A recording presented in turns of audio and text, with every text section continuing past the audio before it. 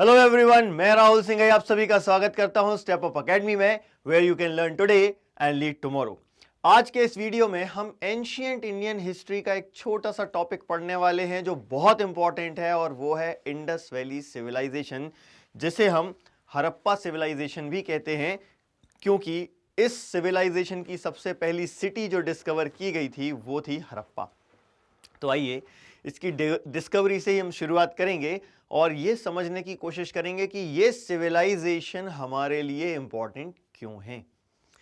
तो इसकी जो शुरुआत हम करते हैं, इसकी डिस्कवरी से ही करते हैं कि 1921 में डॉक्टर दयाराम साहनी ने इस सिविलाइजेशन की खोज की थी।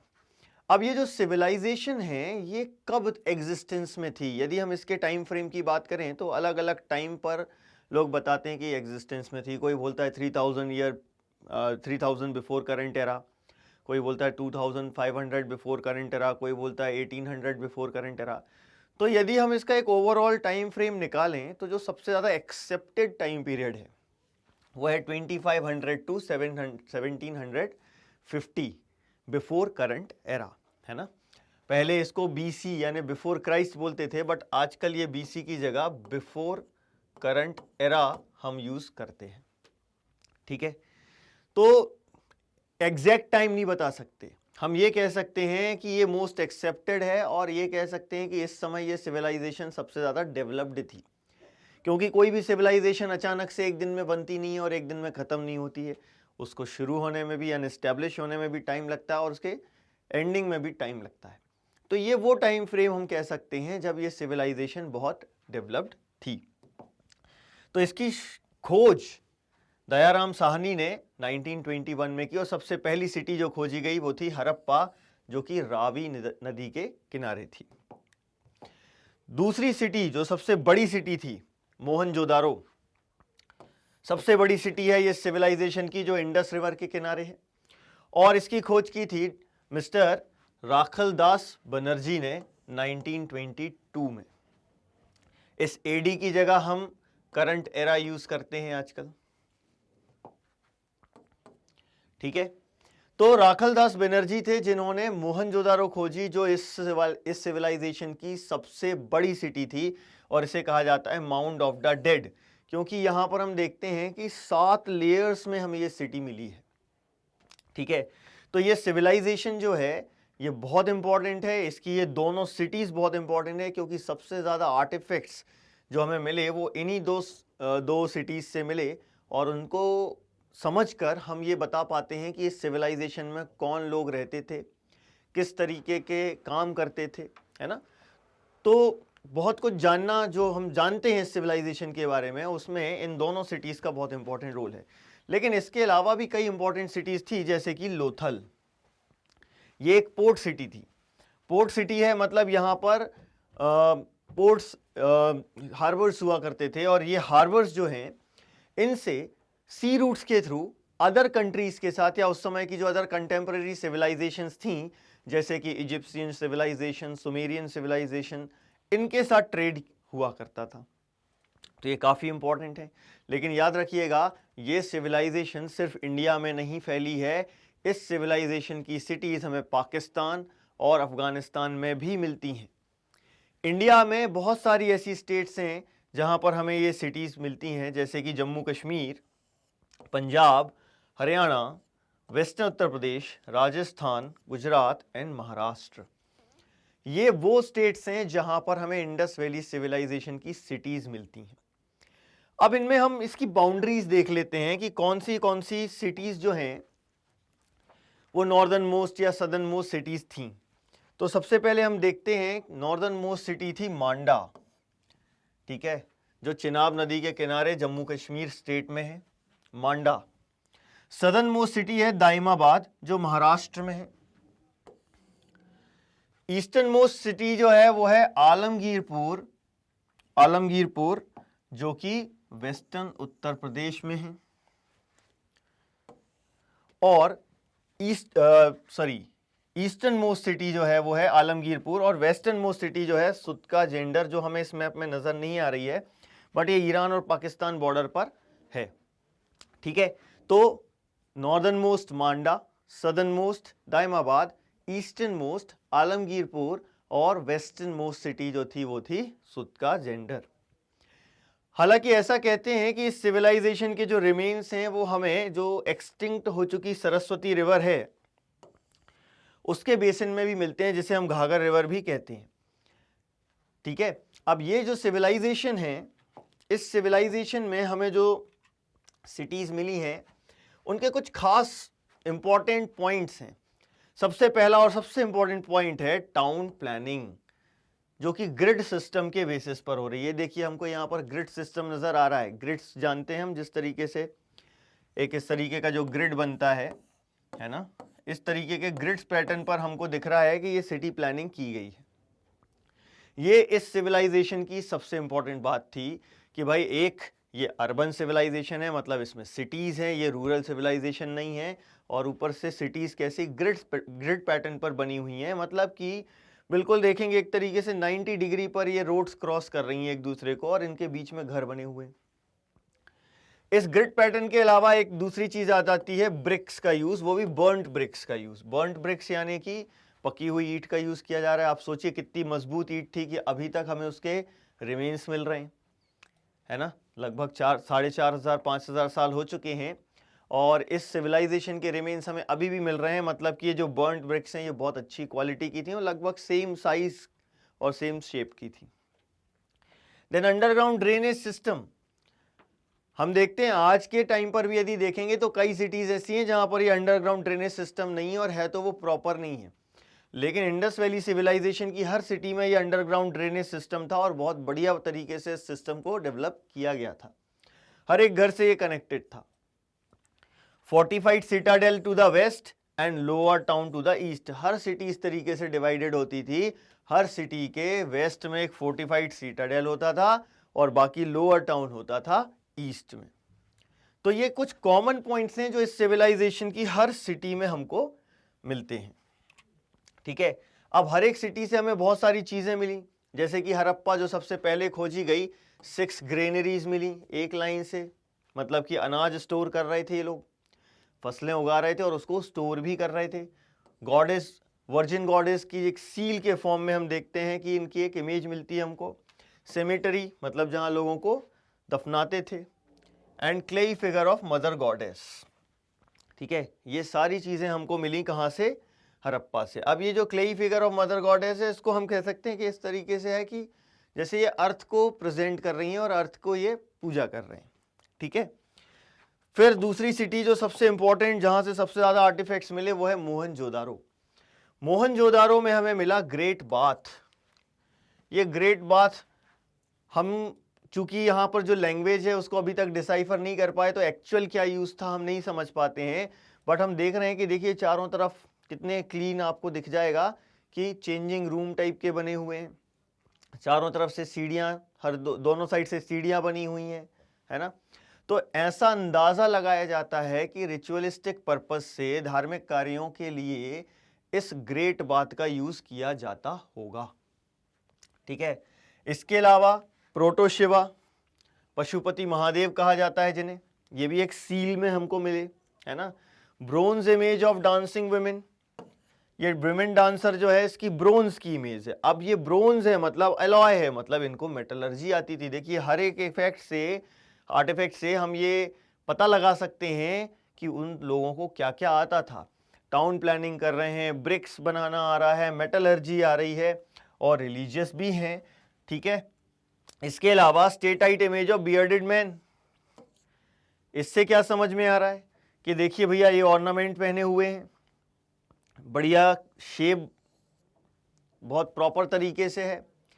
कपड़ा जो इन्होंने पहन रखा है इस पर भी देखिए कितना बढ़िया कलाकारी की गई है, मतलब वीविंग आती थी, है ना, हेयर स्टाइलिंग आती थी, ऑर्नामेंट्स बनाना आता था। ये सारी चीजें हम इससे कंक्लूड करते हैं। यहाँ पर भी हमें दिख रहा है ऑर्नामेंट पहने हुए, है ना। तो ये जो स्टेटाइट इमेज है ये बहुत कुछ बताती है कि उस समय के लोग कितने डेवलप्ड थे, है ना। फिर clay figure of mother goddess यहाँ पे भी हमको मिला, और ब्रिक क्लिंस मिले। ब्रिक क्लिंस यानी कि जहां पर ईंटें बनाई जा रही थी। ठीक, तो ये सारे आर्टिफैक्ट्स हमें मिले मोहनजोदारो से, और हर एक आर्टिफैक्ट से हम बहुत कुछ सीख सकते हैं कि वहाँ पर लोग क्या करते थे और क्या उनका प्रोफेशन क्या था और उनकी सोच क्या थी। इसके बाद लोथल की बात करें, लोथल जहाँ पर एक डॉकयार्ड मिला हमको, ये आर्टिफिशियल है, मतलब नेचुरल हार्बर नहीं था।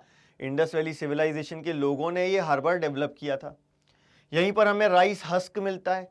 अब ये इस चीज़ का प्रूफ है कि भाई देखो, ये राइस जो कि इंडिया में उस समय प्रोड्यूस नहीं होता था, किसी दूसरी कंट्री से इंडिया में इंपोर्ट किया होगा। लेकिन ये तो पेरिशेबल आइटम होता है, पेरिशेबल है मतलब सड़ जाना चाहिए था, हमें मिलना ही नहीं चाहिए था। फिर ये कैसे मिला? हम ये देखते हैं कि ये राइस हस्क जो है ये कुछ आधा जला हुआ था। आधा जला हुआ होने के कारण ये जो है ना, ये खराब नहीं हुआ, सड़ा नहीं, और हमको मिल गया। और हमें ये पता चलता है कि भैया इंडिया में नहीं था, लेकिन किसी दूसरी कंट्री से इंडिया में इंपोर्ट किया गया है। ठीक है, फिर बात करते हैं हम पेंटेड जार्स की। ये पेंटेड जार्स हैं, ये पेंटेड जार्स भी हमको लोथल से मिले। And fire altars, fire altars यानी कि हवन कुंड। ठीक है, ये सब चीज़ें भी हमको कहाँ से मिल रही हैं? लोथल से मिल रही हैं। इनसे भी हम ये बता सकते हैं कि भाई रिलीजियस थे, रिलीजियस पर्पस के लिए इनका यूज किया जाता था, है ना। देन कालीबंगा, कालीबंगा कौन सी सिटी है भाई? यहां से क्या मिला हमको? यहां से हमें मिले wheels of a toy cart and fire altars. मतलब कि इनको व्हील्स का नॉलेज था, टॉय कार्ट मिल रही है, मतलब कि ये जानते थे कि भाई बैलगाड़ी क्या होती है, कैसे उसका यूज करना है, कैसे इसके आप सामान इधर एक जगह से दूसरी जगह ले जा सकते हैं। एंड धोलावीरा, ये सिटी जो है ये यूनिक है, क्योंकि सारी सिटीज दो पार्ट में डिवाइडेड है, लोअर टाउन एंड सिटाडेल। लेकिन यहां पर जो सिटी थी ये तीन पार्ट में डिवाइडेड थी, इसमें एक मिडिल पार्ट भी था। और यहां पर एक जाइंट रिजर्वायर मिला एंड लार्जेस्ट हड़प्पन इंस्क्रिप्शन मिला, जो कि सिविक पर्पस यानी कि लोगों को इंस्ट्रक्शंस देने के लिए यूज किया जाता था। और एक स्टेडियम भी मिला। तो ये एकदम यूनिक है धोलावीरा। अब यहां से समझ में आ रहा है ना भाई कि देखो कितने डेवलप्ड थे। स्टेडियम है, सिविक पर्पस के लिए इन्होंने क्या लगा रखे हैं? इंस्क्रिप्शंस लगा रखे हैं। रिजर्वायर है, यानी डैम वगैरह भी बनाया होगा इनने। ठीक है, तो इतनी सारी चीजें हमें यहां से मिल रही हैं, और इससे हमें उनके डेवलप होने का पता चलता है कि भाई कितने ज्यादा डेवलप्ड थे इंडस वैली सिविलाइजेशन के लोग, है ना। अब इस सिविलाइजेशन में जो क्रॉप्स प्रोड्यूस होती थी उसमें आते हैं wheat, barley, dates, mustard and cotton. Cotton India की इंडिजिनस क्रॉप है। दुनिया में सबसे पहले कॉटन प्रोड्यूस किया किसने? इंडस वैली सिविलाइजेशन के लोगों ने। ठीक है, और इनको वीविंग भी आती थी। क्लोथ्स हमने देखे अभी, steatite image of bearded man, है ना। तो उससे हमको ये समझ में आ गया कि भाई सबसे पहले इंडिया में ही ये प्रोड्यूस किया गया, और इंडिया के लोगों को यानी इंडस वैली सिविलाइजेशन के लोगों को वीविंग का आर्ट भी आता था। ठीक, अब इसके बाद हम ये देखते हैं कि इसके अलावा और क्या इंपॉर्टेंस है सिविलाइजेशन की। तो सबसे पहले हमने क्या देखा? Extensive inland and foreign trade, मतलब विद इन सिविलाइजेशन भी चल रहा था और फॉरेन ट्रेड भी चल रहा था। लोथल से भी हम ये चीज कंक्लूड कर सकते हैं कि कैसे ये जो सिविलाइजेशन थी, एक सिविलाइजेशन से दूसरी सिविलाइजेशन के बीच में फॉरेन ट्रेड चल रहा था। ठीक है, किस किस के साथ? मेसोपोटामिया या सुमेरिया, जो आज के टाइम पे मॉडर्न डे इराक है ना, मॉडर्न डे इराक, इसको हम कहते हैं मेसोपोटामिया। इसके साथ ट्रेड फ्लोरिश हो रहा था। हालांकि इस सिविलाइजेशन के लोगों को आयरन नहीं मालूम था, आयरन डिस्कवर नहीं हुआ था इस समय तक। गोल्ड है, सिल्वर है, कॉपर है, ब्रोंज है, लेकिन आयरन के बारे में लोगों को जानकारी नहीं थी। और मेटल्स को मिक्स किया जा रहा था, जैसे कि कॉपर को मिक्स किया जा रहा था, कॉपर को टिन के साथ मिक्स किया जा रहा था, जिससे क्या बन रहा है? ब्रोंज। हमने देखा अभी bronze image of women dancer, है ना। तो इससे अपन को समझ में आ गया कि भाई इनको मेटलर्जी का आर्ट आता था। और टिन, ये तो इंडिया में उस समय मिलता ही नहीं था, मतलब इंडस वैली सिविलाइजेशन के एरिया में नहीं मिलता था। तो टिन डेफिनेटली किन्हीं दूसरी कंट्री से इंपोर्ट किया जाता होगा, जैसे कि अफगानिस्तान एंड ईरान। ठीक है, तो यहां पर ये मिक्स किया जा रहा है, लेकिन ला रहे हैं कहां से? दूसरी जगहों से। ठीक है, अब इतना सब हमारे पास जानकारी है, ये सिर्फ आर्टिफैक्ट्स से है। हमारे पास रिटन मटेरियल है तो, लेकिन हम उसको डिसाइफर नहीं कर पाते क्योंकि हम अभी भी इनकी लैंग्वेज को पढ़ नहीं पा रहे हैं। ठीक है, फिर भी ये सारी जानकारी है। क्यों है हमारे पास ये सारी जानकारी? क्योंकि हम उन आर्टिफैक्ट्स की स्टडी करते हैं और उससे कंक्लूड करते हैं कि भाई ये आर्टिफैक्ट जो हमें मिला है ये किस काम का है। जैसे कि हम ये पेंटेड जार्स की बात करें जो हमें लोथल से मिले हैं, मतलब कि पॉटरी का आर्ट आता था, पेंटिंग का आर्ट आता था, तभी तो पॉट्स मिले और ऊपर से पेंटेड मिले, है ना। और इन्हीं पेंटेड जार्स में हमें ये राइस रखा हुआ मिला, इनमें से किसी एक में था और थोड़ा सा आधा जला हुआ था, जिसके कारण ये जो पेरिशेबल आइटम है ये खराब नहीं हुआ। ठीक, इसके अलावा हम ये देखते हैं कि सिविलाइजेशन में हमारे पास मनी का कोई प्रूफ नहीं है, तो हम ये मानते हैं कि सिविलाइजेशन में बार्टर सिस्टम हुआ करता होगा, यानी कि गुड्स का एक्सचेंज किया जाता था अदर गुड्स के लिए। ठीक, और कोई क्लियर कट एविडेंस नहीं है नेचर ऑफ पॉलिटी का, मतलब राजा रूल कर रहा था कि डेमोक्रेसी थी, इसका कोई क्लियर कट एविडेंस हमारे पास नहीं है। रिटन मटेरियल तो है ही नहीं और एविडेंस भी नहीं है हमारे पास कोई, जैसे कि बाकी चीज़ों में हमारे पास एविडेंस है। तो हम ये अंदाज़ा लगाते हैं कि हो सकता है कि इंडस वैली सिविलाइजेशन में जो रूलिंग अथॉरिटी है वो कोई क्लास ऑफ मर्चेंट्स रही होगी, क्लास ऑफ मर्चेंट्स। ठीक, लेकिन एक चीज़ ज़रूर क्लियर है, इस सिविलाइजेशन में फायर अल्टर्स मिल रहे हैं, मदर गॉडेस की इमेजेस मिल रही हैं, उससे एक चीज़ क्लियर हो जाती है कि रिलीजियस बिलीफ्स थे और नेचर वर्शिपर्स थे। ठीक, अब ये चीज़ क्लियर तो हो गई यहां से कि भैया क्या क्या और इंपॉर्टेंट चीज़ें हैं, लेकिन इसमें सबसे इंपॉर्टेंट जो हमें मिलता है वो है पशुपति महादेव, या जिन्हें कहा जाता है प्रोटो शिव। अब इस सिविलाइजेशन के बारे में जब हम पढ़ते हैं ना तो हमें ऐसा लगने लगता है कि रिलीजन जो है ना ये इंसान अपने हिसाब से बनाता चला जाता है अलग अलग तरीके से। हम अपने हिसाब से हमारे गॉड्स इमेजिन करते हैं, जैसे कि यहाँ पर हम भगवान शिव का ऐसा कहते हैं कि ये प्रोटो शिव, मतलब क्या है, स्टार्टिंग जहाँ से होती है ना प्रोटो, जैसे प्रोटो इंडस्ट्रियलाइजेशन, मतलब कि एक्चुअल में जो इंडस्ट्रियलाइजेशन आज है उसके पहले का टाइम वो प्रोटो इंडस्ट्रियलाइजेशन कहलाता है। वैसे ही यहाँ पर हम देखते हैं कि ये भगवान शिव को आज जिस रूप में हम देखते हैं उसका एक पहले का रूप ये माना जाता है कि इंडस वैली सिविलाइजेशन के लोग मानते थे, जिनको कहते थे पशुपति महादेव। क्यों? क्योंकि चार साइड चार जानवर दिख रहे हैं और नीचे दो हिरण दिख रहे हैं, है ना। कौन कौन से जानवर दिख रहे हैं? ये बैल दिख रहा है, ये राइनो दिख रहा है, एलिफेंट दिख रहा है और टाइगर दिख रहा है ना। तो elephant, tiger, rhino and buffalo, इन्होंने देखो इनको चारों तरफ से घेर रखा है और नीचे क्या है, पैर के यहाँ पर दो डियर बैठे हुए हैं। ठीक है, ये कहते हैं कि शिव का इनिशियल फॉर्म है, प्रोटो शिव, है ना। ठीक है, अब इस सिविलाइजेशन की कंटेम्परेरी सिविलाइजेशंस भी थी बहुत सारी। कौन कौन सी थी? जैसे कि मैंने आपको बताया, एक इजिप्शियन, दूसरा मेसोपोटामिया या उसे ही हम कहते हैं सुमेरिया, और एक और थी चाइनीज सिविलाइजेशन। तो ये तीन सिविलाइजेशंस इसकी कंटेम्परेरी सिविलाइजेशंस थी जहां से हमारे रिलेशंस भी थे। हालांकि हिस्ट्री में इस चीज का क्लियर एविडेंस नहीं है कि ये सिविलाइजेशन खत्म कैसे हुई। अलग अलग लोगों के अलग अलग थॉट्स हैं इसके ऊपर कि ये सिविलाइजेशन खत्म कैसे हुई। कुछ लोग बोलते हैं कि फॉरेन इन्वेडर्स ने अटैक किया और उनके अटैक के बाद इनको ये सिविलाइजेशन छोड़कर जाना पड़ा, ये सिविलाइजेशन डिस्ट्रॉय हो गई। कुछ ये कहते हैं कि जिन नदियों के किनारों पर ये सिटीज़ बसी हुई थी उनमें बाढ़ आ गई और इसलिए वो सिविलाइजेशन ख़त्म हो गई। कुछ ये कहते हैं कि कई सालों से खेती कर रहे थे तो सॉइल की फर्टिलिटी ख़त्म हो गई, इसीलिए वो सिविलाइजेशन ख़त्म हो गई। मतलब ये सिविलाइजेशन एक्चुअली में ख़त्म कैसे हुई उसका कोई एग्जैक्ट प्रूफ हमारे पास नहीं है। और एक और चीज़ याद रखिएगा कि ये जो सिविलाइजेशन है ये एकदम से ख़त्म नहीं हुई, टाइम लगा इसमें। जैसे शुरू होने में टाइम लगा वैसे ही ख़त्म होने में भी लगा। अचानक से एक दिन में ये सिविलाइजेशन ख़त्म नहीं हुई। तो आपको हमारा ये वीडियो कैसा लगा हमें हमारे कमेंट सेक्शन में ज़रूर बताइए, और इन सारे कोर्सेज़ के डिटेल वीडियोस के लिए हमारे साथ जुड़े रहिए। हमारे चैनल को लाइक कीजिए, सब्सक्राइब कीजिए और ज़्यादा से ज़्यादा लोगों के साथ शेयर कीजिए। Thank you very much.